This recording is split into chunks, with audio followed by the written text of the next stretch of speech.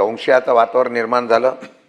ज्या अर्थी या विमान अपघातानंतर DGCAच्या विशेष सुरक्षा तपासणीत मान्यता प्राप्त सुरक्षा प्रतिक्रियेतील पद्धतशीर उल्लंघन व विमान देखभालीतील गंभीर त्रुटी सिद्ध झालेल्या असणे आणि ज्या अर्थी ही केवळ वेगवेगळी चूक नसून मानवी जीवितास गंभीर धोका असल्याचे माहीत असूनही जाणून बुजून निर्णय घेण्यात आलेला असणे, ज्या अर्थी DGCAच्या अधिकृत कागदपत्राच्या आधारे संबंधित अधिकारी आणि कंपनीवर सदोष मनुष्यवधाचा गुन्हा दाखल करण्याच्या बाबतीमध्ये खून, निष्काळजीपणामुळे मृत्यू, गुन्हेगारी कट या आरोपाखाली FIR नोंदणी करावी अशी मागणी, FIR घेण्यात झालेला नकार, या विमानाचा अपघात झालाय त्यात घातपात असे अशा प्रकारचा संभ्रमावस्था जनतेमध्ये असणे या संदर्भात मी स्थगन टाकलेला आहे।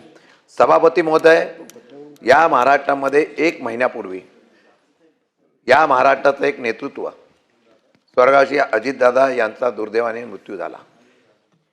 यावर फार मोठ्या प्रमाणात महाराष्ट्रामध्ये दुःख झालं, महाराष्ट्रामध्ये एक शोककळा पसरली, सर्वांनी आपल्या भावना व्यक्त केल्या।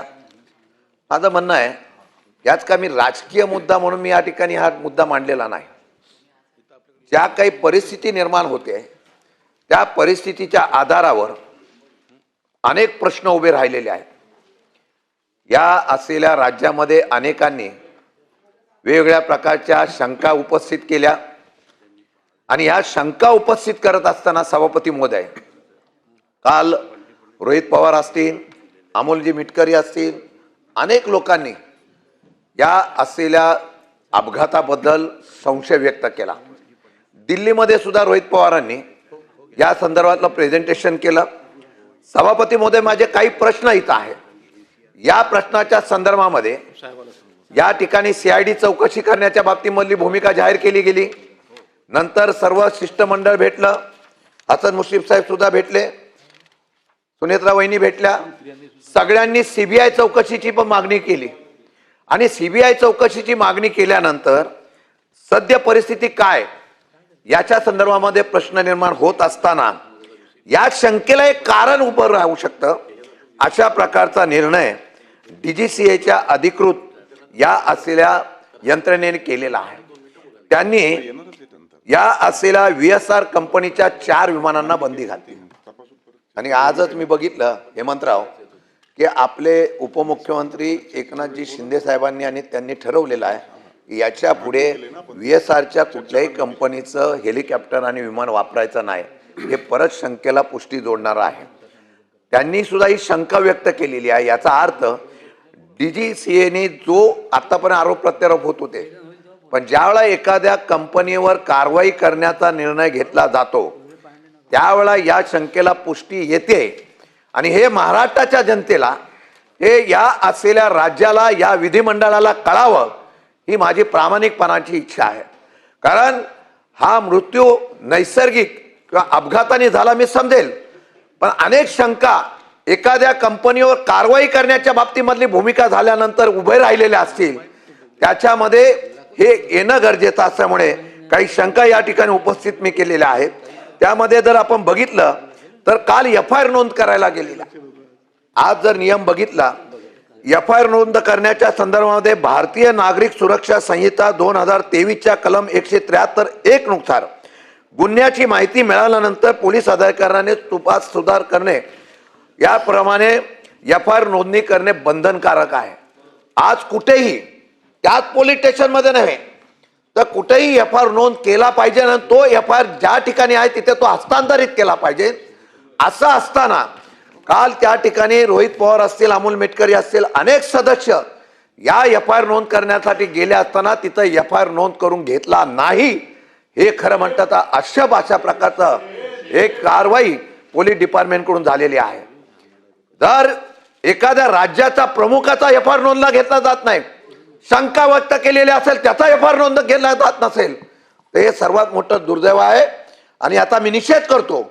आणि हे करत असताना आज बारामतीमध्ये सुद्धा FIR नोंद करण्यासाठी रोहित पवार असेल आणि बाकीचे योगेंद्र पवार वगैरे बारामतीची सर्व जनता जी अजित पवारांवर आणि पवार साहेबांवर प्रेम करते ते तिथे जाऊन बसलेले आहेत।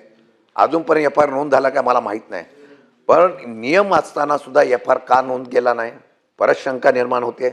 आणि त्याच्याच बरोबर सर्वोच्च न्यायालयाने ललिता कुमारीच्या विरुद्ध उत्तर प्रदेश शासन 2014च्या 2 SCC-1 या प्रकरणात स्पष्ट केले आहे, सज्ञ गुन्ह्याची माहिती मिळाल्यावर एफ-आय-आर नोंद करणे अनिवार्य आहे. अशा पोलिसांनी का एफ-आय-आर नोंद केला नाही याचा खुलासा सुद्धा होणं गरजेचं आहे. आणि या संदर्भामध्ये माझी विनंती आहे की विमान कंपनीची निष्काळजीपणा झालाय का, तर झालाय. त्यामध्ये अनेक लोक आहे, वैमानिक बदलला, तो वैमानिक का बदलला, तो वैमानिक होता त्यांनी इन्शुरन्स काढला होता का, अनेक प्रश्न उभे राहिलेले आहेत. सीसीटीव्ही फुटेज मिळावे अशा प्रकारची मागणी केली गेलेली आहे. सीसीटीव्ही फुटेज मिळाले नाही. ते 2 वैमानिक अजून कुठं आहे, त्यांची त्याच्या पद्धतीने चौकशी सुरू झाली काय, CID चौकशी, ब्लॅक बॉक्स. आज टीव्हीवर मी बघितलं ब्लॅक बॉक्स, आत्ता सांगितलं ब्लॅक बॉक्स सुरक्षित आहे दादा. आज पाहिलं म्हणजे इतके दिवस मागणी करतायत, कोण जळालं म्हणतंय, कोण बोलतं अर्धवट जळालं, कोण म्हणतं सुरक्षित आहे. आज पहिली वेळ ज्यावेळेला बारामतीला आंदोलन करण्याच्या बाबतीमधली भूमिका घेतली, आणि हे नुसते बारामतीपुरतं राहणार नाही, पूर्ण महाराष्ट्रामध्ये हा लोन पसरेल. ह्यात राजकारण आम्हाला आणायचं नाही. तर आम्ही जे सांगतोय हे सत्य परिस्थिती असताना ते एकदा खुलासा होणं गरजेचं आहे. दादा, इथं आपण CIDची चौकशी करण्याच्या बाबतीमध्ये राज्य सरकार निर्णय घेतला आहे. 28 जानेवारी 2026ला बारामती विमानतळावर अपघात झाल्यानंतर 4 जण अजितदादांसकट मृत्युमुखी झालेले आहे. आता त्यांची बॉडीगार्ड होता, त्यांची परिस्थिती, जो वैमानिक होते त्याच्या सहवैमानिक होत्या, त्यांची पण परिस्थिती, त्यांच्या कुटुंबांनी सुद्धा शंका व्यक्त केली आहे. नुसती महाराष्ट्रातल्या ह्या लोकांनी आम्ही केली नाही, त्यांच्या कुटुंबाने पुन्हा शंका व्यक्त केलेली आहे. असं असताना आता पुणे ग्रामीण पोलिसांकडून महाराष्ट्र CIDकडे वर्ग करण्यात आला असला तरी तशा प्रकारचं या ठिकाणी कोणती अधिकृत निवेदन किंवा तपासाविषयी माहिती जाहीर करण्यात आलेली नाही. नंतर आपण CBI चौकशीच्या संदर्भामध्ये या राज्याचे मुख्यमंत्री यांनी विनंती केंद्र सरकारकडे केलेली आहे. केंद्रीय गृह मंत्रालयाने या संदर्भात कोणत्याही प्रकारची स्पष्ट भूमिका केलेली नाही की CBI चौकशी स्वीकारली आहे, आम्ही चौकशी चालू करतोय, अधिकारी अमुक नेमले आहेत, त्यांचा अहवाल इतक्या दिवसात येईल. या संदर्भामध्ये सुद्धा कुठल्याही प्रकारचं या ठिकाणी निर्णय दिलेला नाही. भारतीय नागरिक सुरक्षा संहिता 2023 अंतर्गत 0 एफआरची संकल्पना मान्य करण्यात आलेली आहे आणि अशा प्रकारची गुन्ह्याची माहिती पोलीस स्टेशनना देण्यात येते. मग मला एकच म्हणण्यात असं आहे की आज या ठिकाणी या असलेल्या ॲक्सिडेंटच्या बाबतीमध्ये ज्या काही तांत्रिक चुका त्या पद्धतीने झालेल्या आहेत, कंपनीवर कारवाई झालेली आहे. नुसती कंपनीची विमानं रद्द करून चालणार नाही. त्याच वेळेला जर या असलेल्या कंपनीच्या या विमानाची ऑडिट, मी कालही काही ठिकाणी बोललो की जर आपण बघितलं तर आमच्याकडं गाडी रिन्युएशन केल्यानंतर RTOला गेली तरी त्याचा RTO ट्रायल घेतं. एवढंच नव्हे तर ज्या वेळेला एअर इंडियाच्या विमानाचा अपघात झाला तेव्हा एअर इंडियाचे अनेक विमानं रद्द करण्याचा निर्णय सुद्धा या ठिकाणी घेण्यात आला.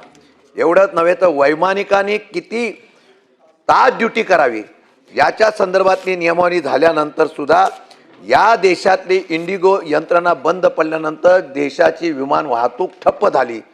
हे जिवंत ताजं उदाहरण असताना सुद्धा अशा प्रकारच्या खाजगी विमानांना परवानगी देताना त्याच्यामध्ये गुंतवणूकदार कोण आहेत, जे केंद्रामधले बडे व्यक्तिमत्व आहेत त्यांनी याच्यामध्ये गुंतवणूक केली म्हणून खास बाब म्हणून अशा कंपन्यांना सूट दिली का, आणि ती सूट देत असताना असभ्य अशा प्रकारचा दुर्लक्षपणामुळे हा अपघात झाला का, आणि तो अपघात झाला का घातपात झाला याच्याबद्दलचा शंका उपस्थित केल्या. त्याचा अद्यापही क्लेरिफिकेशन आलेला नाही, अजूनही त्याचा खुलासा कोणी केलेला नाही. आणि हा खुलासा होत नसल्यामुळे महाराष्ट्रामध्ये एक संशयाचा आणि संभ्रमाचं वातावरण आहे. हा राज्य शांत राहावं म्हणून आदरणीय पवार साहेबांनी त्या असलेल्या घटनेच्या दिवशीच हा अपघात झाला अशा प्रकारचं जाहीर केलं. कारण त्यावेळची परिस्थिती ही वेगळी होती, शोकाकुल होती, भावनात्मक होती, लोकांमध्ये उद्रेक होता. लाखो लोक महाराष्ट्राच्या कानाकोपऱ्यातून आलो. वेळेची समयसूचकता बघून पवार साहेबांनी ज्यावेळेला तो निर्णय सांगितला तो महाराष्ट्रातल्या जनतेला शांतता राहावा म्हणून. परंतु आज ज्या प्रकारे त्या दिवसानंतर प्रकरण एक अशा प्रकारचं होत आहे त्याला पुष्टी देणार हे काय. आणि आम्हाला साहजिकच आहे या सदनाच्या माध्यमातून या महाराष्ट्रामध्ये आणि देशामध्ये आम्हाला ही काय झालंय नक्की कळणं गरजेचं आहे. एकही त्यानंतर फक्त CID चौकशी डिक्लेअर झाली, त्याच्यानंतर काय झालं कळलेलं नाही आहे. CBI चौकशी सुरू झाली, त्याच्यावर काय झालं कळलेलं नाही आहे. म्हणून पुढे या असलेल्या चौकशीचं काय झालं, चौकशी सुरू झाली का नाही, हे पण आम्हाला अद्यापपर्यंत कळलेलं नाही. म्हणून सभागृहाला आमची विनंती आहे की सगळी चर्चा बाजूला ठेवावी, हा स्थगन स्वीकारावा आणि या स्थगनाच्या माध्यमातून महाराष्ट्राच्या जनतेला कळून द्यावं की अजितदादाचा मृत्यू अपघाताने झाला का घातपाताने झाला हे कळणं गरजेचं असल्यामुळे एक महाराष्ट्राचा नेता, कर्तृत्वान नेता या सभागृहामध्ये आणि खाली वरती आम्ही सर्वांनी महाराष्ट्रामध्ये देशामध्ये श्रद्धांजली वाहिली. अनेक लोक आले, उद्योगपतींपासून गरीब जनता सगळी आली होती आणि त्यांनी श्रद्धांजली वाहिली. त्या नेत्याला आम्ही मुकलेलो आहोत. जर आम्ही खरोखर मनापासून श्रद्धांजली वाहिली असेल तर त्या नेत्याचे असलेलं जाणं हे क्लेशदायक असल्यामुळे याची चर्चा घेणं गरजेचं असल्यामुळे माझी विनंती आहे की सभागृहातलं सगळं कामकाज बाजूला ठेवून ही चर्चा स्वीकारावी आणि सरकारच्या वतीने याचा खुलासा होणं गरजेचं असल्यामुळे माझी सभापतींना विनंती आहे की हे गांभीर्य आहे आणि गांभीर्याचा विषय असल्यामुळे तो तुम्ही नाकारू नये. तुम्ही तो नाकारला तर वेगळ्या प्रकारचा मेसेज बाहेर जाईल. माझी विनंती आहे की ही चर्चा आपण स्वीकारे. वेळ कधी ठरवा आणि वेळ ठरवून आम्हाला सांगा की ही चर्चा आम्ही स्वीकारतो आणि त्याप्रमाणे ही चर्चा स्वीकारे अशी आम्हाला तुम्हाला विनंती आहे.